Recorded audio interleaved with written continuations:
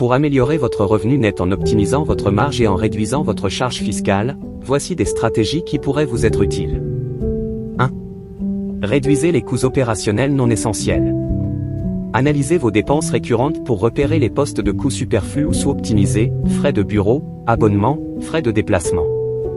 Rationaliser les dépenses peut réduire vos coûts de manière significative sans impacter la qualité de votre produit ou service. Automatiser et sous-traiter certaines tâches si cela peut diminuer les coûts par rapport à des employés à plein temps. Cela peut inclure des logiciels de comptabilité ou des outils de gestion de projet. N'oublie pas de t'abonner pour ne manquer aucun conseil et technique pour t'aider à faire croître ton activité d'affaires. 2. Optimisez votre chaîne d'approvisionnement.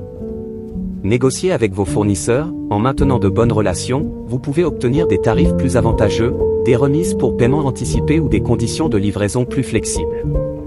Acheter en gros, lorsque c'est possible, acheter en quantité peut réduire les coûts unitaires. Toutefois, veillez à ce que cela ne provoque pas de surstock. 3. Améliorez vos marges brutes.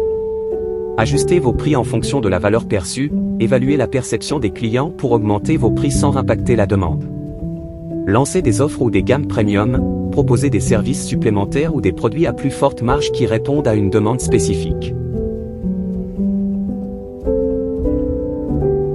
4. Optimisez la gestion fiscale de l'entreprise. Déduisez tous les frais déductibles, les frais de déplacement, frais de bureau à domicile, et certains frais d'adhésion professionnelle peuvent être déduits dans les limites permises par les règlements. Utilisez l'amortissement stratégique des actifs, les biens immobiliers, équipements et autres actifs peuvent être amortis sur plusieurs années, ce qui peut réduire votre base d'imposition.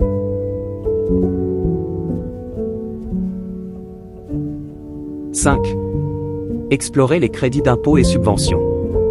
Recherche et développement, RD, si vous innovez ou concevez de nouveaux produits, des crédits d'impôt pourraient être accessibles.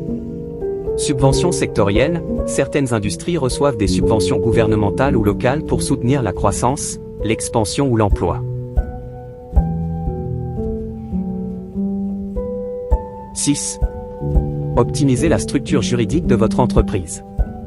Choisissez la structure juridique la plus avantageuse, selon le revenu net attendu, évaluer les structures comme une société par action, une fiducie ou même une filiale peut vous aider à réduire l'impôt à payer. Planification de l'intégration familiale ou de dividendes, verser des dividendes aux membres de votre famille impliqués dans l'entreprise peut être fiscalement avantageux, en respectant les règles d'attribution de revenus.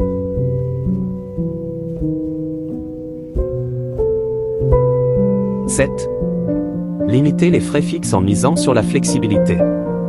Adoptez une flexibilité sur vos contrats, si possible, négociez des contrats de location d'espace ou de services avec des clauses de sortie plus souples. Utilisez des travailleurs indépendants, la flexibilité des travailleurs à la demande permet de s'adapter aux variations de la demande sans supporter des frais fixes élevés. 8. Rehaussez votre stratégie de marketing et fidélisation. Axez votre stratégie sur la fidélisation pour maximiser la valeur vie de chaque client, offrez des programmes de fidélité, remises et engagement client.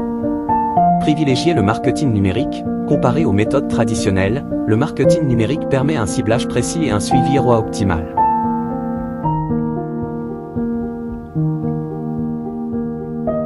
9. Investissez dans la formation continue de votre équipe.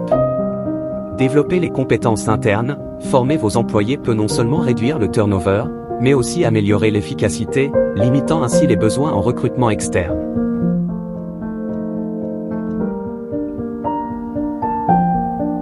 10. Optimiser la répartition entre salaires et dividendes. Pour maximiser vos revenus nets après impôt, une répartition équilibrée entre salaires et dividendes peut s'avérer très efficace, car chaque option a des implications fiscales différentes. Stratégie pour maximiser les versements. Équilibrer le revenu imposable, un salaire vous permet de cotiser au régime de retraite et d'autres programmes sociaux, tout en réduisant votre base imposable de l'entreprise. En revanche, les dividendes sont généralement imposés à un taux plus avantageux, mais n'ouvrent pas droit aux cotisations pour les régimes publics. Une combinaison des deux peut vous offrir le meilleur des deux mondes. Tirez parti des tranches d'imposition, si vous êtes dans une tranche d'imposition personnelle élevée, Privilégiez les dividendes, qui bénéficient généralement d'un crédit d'impôt pour dividendes, ce qui allège votre impôt personnel.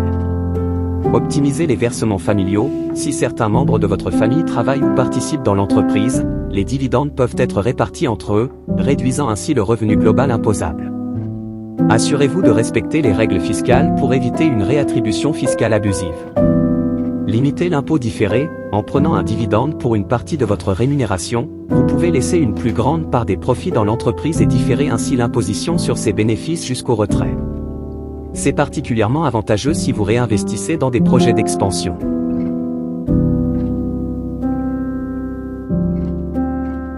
Exemple d'application. Supposons que vous souhaitiez un revenu brut de $100 000 provenant de votre entreprise.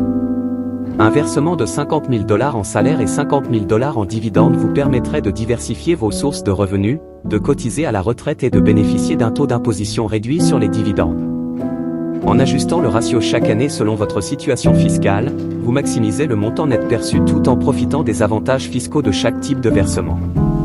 Cette approche vous permet de protéger votre revenu tout en optimisant la croissance et la rentabilité de votre entreprise, et en réduisant le fardeau fiscal.